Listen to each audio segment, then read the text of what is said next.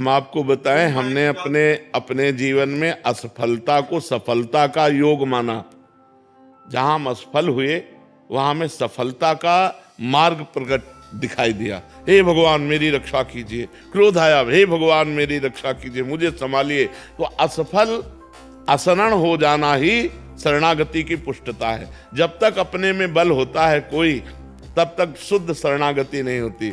जब अपने को सुनेरी मैंने निर्बल के बलराम, जिस समय हमें लगता है कि मैं पूर्ण असफल हूं, मेरे में कोई सामर्थ्य नहीं, तो रोना आता है और रोकर हम भगवान को पुकारते हैं, हे करुणा सिंधु भगवान, मैं तो असफल हूं, अगर आप कृपा करो तो मैं इन विकारों से मुक्त होकर आपकी शुद्ध भक्ति को प्राप्त कर सकूं। नाथ मेरे में सामर्थ्य नहीं कि मैं इन विकारों पर विजय प्राप्त करके आपकी तरफ चल सकूं। गोस्वामी तुलसीदास जी कहते हैं, हौ हारेव कर जतन विविध विधि अतिशय प्रबल अजय, तुलसीदास बस होए तवै जब प्रभु प्रेरक बरजय। हे प्रभु, आप काम क्रोध को प्रेरणा देते हैं, हमारे मन को प्रेरणा देते हैं, सारी लीला आपकी चल रही, आप इनको रोक दो और हमें अपने चरणों की तरफ आने दो। असफलता में निराशा नहीं आनी चाहिए, असफलता में आशा जुड़नी चाहिए और भगवान से। मैं तो किसी योग्य नहीं, लेकिन आप सर्व सामर्थ्यशाली हैं, आपकी एक कृपा कोर से मेरा सब कुछ बन जाएगा। मेरे बनाए ना बनेगी कोटि कल्पना, आपके बनाए बनेगी पल पाव में।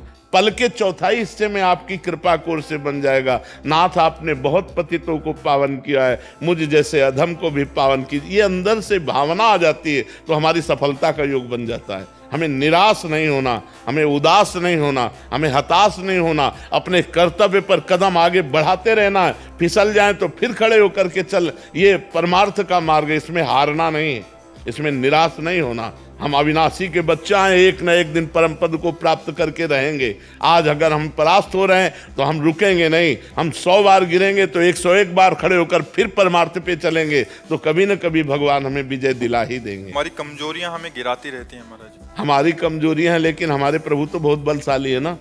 तो उधर दृष्टि रखो, अपनी तरफ दृष्टि क्यों रखो? जब अपने को पता है अपने से नहीं संभलने वाला, तो ऐसे चलो, गिरोगे नहीं।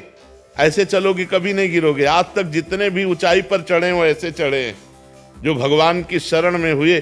सनकादि ब्रह्म ज्ञानी, लेकिन हर समय हरि शरणम हरि शरणम हरि शरणम जपते रहते हैं। जो भगवान का नाम जप करता है, भगवान का स्मरण करता है, अपने को असमर्थ देखता है, वही तो परम पद का अधिकारी होता है, वही तो भगवान का कृपा पात्र बनता है। यही दरबार दीन को आदर रीत सदा चली आई। जो अपने को किसी योग्य नहीं समझते वही सर्व योग्य हो जाते हैं, जो अपने को कुछ योग्य समझते हैं वो भ्रष्ट हो जाते हैं, क्योंकि अभिमान नाश का कारण बनता है, पतन का कारण बनता है। मेरे सारे काम बिल्कुल आखिरी तक पहुंच के रुक जाते हैं महाराज जी, ऐसा क्यों होता है इन परिस्थितियों में? पूर्व पाप हमें असफलता प्रदान करके दुख का अनुभव कराता है, पूर्व पुण्य सफलता प्रदान करके सुख का अनुभव कराता है। अब उन पूर्व पापों को नष्ट करने के लिए तप करो, भजन करो, व्रत रहो। मान लो महीने में 2 व्रत रह जाओ एकादशी के, और खूब नाम जप करो, कुछ स्तोत्र पाठ करो, तीर्थ याटन करो, जिससे तुम्हारे पाप नष्ट हो जाएं, तो वो तुम्हारे को सफलता प्रदान करेंगे। नहीं, पाप ही असफलता प्रदान करते हैं। सब कोई सोचता है, सब कोई कामना करता है, लेकिन सबकी कामनाएं थोड़ी पूर्ण होती हैं। और नाम जप करो, भगवान से चित्त जोड़ो, तो हम आपसे सही कहते हैं। आप सोचोगे कि ऐसा हलवा मिले, तो जैसा सोचा वैसे ही हलवा तुम्हें खाने को मिल जाएगा। जो इच्छा करियो मन माही, प्रभु प्रसाद कछु दुर्लभ नाही। अब पाप कर्म करो और सोचो कि हमें सुख मिले, तो कैसे मिल सकता है? फिर तो नहीं मिल सकता। जो इच्छा करियो मन माही, हरि प्रसाद कछु दुर्लभ नाही। अगर खूब भजन कर रहे हो तो जो इच्छा करोगे वो प्राप्त हो जाएगा।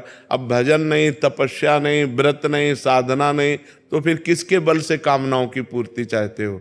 कामनाएं करते रहो, दुखी होते रहो, चिंता, शोक, भय, मृत्यु, इन्हीं को प्राप्त होता है जीव। इसीलिए सबसे कहते हैं अध्यात्म से जुड़ो, अध्यात्म ही तुम्हें सुख प्रदान करेगा।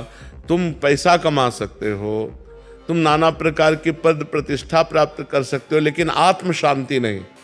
आत्म शांति तो भजन से मिलेगी। आप गरीब हो लेकिन धर्म से चलते हो, प्रसन्न हो, इससे बढ़िया जीवन क्या है। आप धनी हो, वासनाओं का भूत चढ़ा हुआ है, भोगों में पागल हो, अशांत हो, चिंतित हो, दुखी हो, इससे बड़ा नरक क्या है। तो जो सुख है वो शांति में है, जो शांति है वो परमात्मा स्वरूप है। भगवान का स्वरूप क्या है? शांताकारम।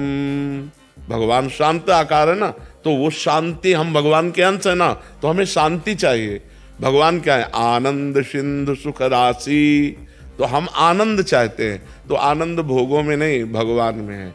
भगवान का नाम जप करो, भगवान के चरित्र सुनो और बड़े बूढ़ों की सेवा करो। ये बात सब अपने दिमाग में रख लो। जो अपने बड़े बूढ़ों का तिरस्कार करते हैं वो कभी सफल नहीं हो सकते। अगर सफलता प्राप्त करनी है तो माता पिता की आराधना करो, वयोवृद्धों की आराधना करो, तप करो, व्रत करो, नाम जप करो, अभी उन्नति होने लगेगी। अब खाते मुर्गा मुर्गी हैं, करते बेविचार है, नशा करते हैं, उन्नति चाहते तो कैसे हो पाएगी। पुण्य है तब तक आनंद ले लो, जहाँ पुण्य खत्म हुए तो नष्ट हो जाओगे। हमारे शास्त्र आज्ञा करते हैं कि अगर हमें अर्थ की प्राप्ति चाहिए तो केवल भगवान से चाहिए। हम भगवान के ही आश्रित रहें, किसी व्यक्ति के आश्रित न रहें, और प्रयत्न करें, प्रयास करें, खूब नाम जप करें, भगवत स्तोत्रों का गायन करें, भगवत आराधना करें, और भगवान से धन चाहें तो प्राप्त हो जाएगा। पर ध्यान रहे, जब तक पाप रहेगा तब तक नहीं प्राप्त होगा। जब आपका पाप क्षय पहले करेगा नाम जप, तब आपको प्राप्ति होगी। केवल कामना करने से धन की प्राप्ति नहीं होगी। देखो, पद की प्राप्ति ध्रुव जी के मन में आई तो जाकर तपस्या की मधुवन में, मथुरा में आकर तब प्राप्त हुआ। ऐसे कुछ नहीं प्राप्त हो जाता। आपके पास तप हो, आपके पास भजन हो, आपके पास साधना हो, तब आपकी कामना पूर्ण होगी। आप व्रत, नियम, संयम, तपस्या, भजन इनको स्वीकार करें, कामना करें या न करें, आपको सुख घेर लेगा। और आप ये सब ना करें तो लाख कामना करते रहो, किसी मंदिर में जाके ऐसे पूर्ण होने वाली है क्या? कभी तुक्का लग जाए पुण्य का तो बात अलग की बात है, न कि नहीं ऐसे पूर्ण होने वाली नहीं। बकाया जरूरी है हमारी आवश्यकताओं की पूर्ति के लिए हम अपने भगवान से प्रार्थना करें और साधन करें, नाम जप करें, व्रत करें, स्तोत्रों का पाठ करें, तो भगवान कृपा करेंगे, हमारी कामना पूर्ण हो जाएगी। जो धनी पुरुष है महाराज जी, उन्होंने भी तो पाप किए होंगे महाराज। हाँ, तो इनको पाप का फल मिलेगा। हाँ, पाप का फल मिलेगा। अभी पुण्य का फल चल रहा है, इसलिए इन्हें विध्वंस हो जाएंगे। जो पाप करेंगे चाहे जितने बड़े धनी हो, मिट्टी में मिल जाएंगे। रावण की खोपड़ी को अपनी गोद में रखकर मंदोदरी कहती, राम विमुख सहाल तुम्हारा, रहा नको कुल रोवन हारा। उससे बड़ा विद्वान, उससे बड़ा धनी, उससे बड़ा बलवान कौन हो सकता है? मिट्टी में मिला दिया भगवान ने। इसीलिए चाहे जितने बड़े तुम आज धनी हो, पुण्य के प्रताप से हो, और अगर आज मत वालापन करोगे, पाप करोगे, तो कल तुम नष्ट हो जाओगे। न लोक के रहोगे न परलोक के रहोगे। इसलिए धर्म से चलना चाहिए। वर्तमान के सुख दुख को देखकर प्रभावित नहीं होना चाहिए। कोई धर्म में चल रहा है, दुखी दिखाई दे रहा है, उसका पूर्व का पाप चल रहा है, वर्तमान में बहुत अच्छा चल रहा है। कोई वर्तमान में बहुत गलत चल रहा है और सफलता को प्राप्त हो रहा है, तो उसका पुण्य काम कर रहा है, लेकिन वर्तमान का कर्म जब फल देगा तो नष्ट हो जाएगा, क्योंकि वर्तमान में वो गलत कर रहा है, अधर्म कर रहा है।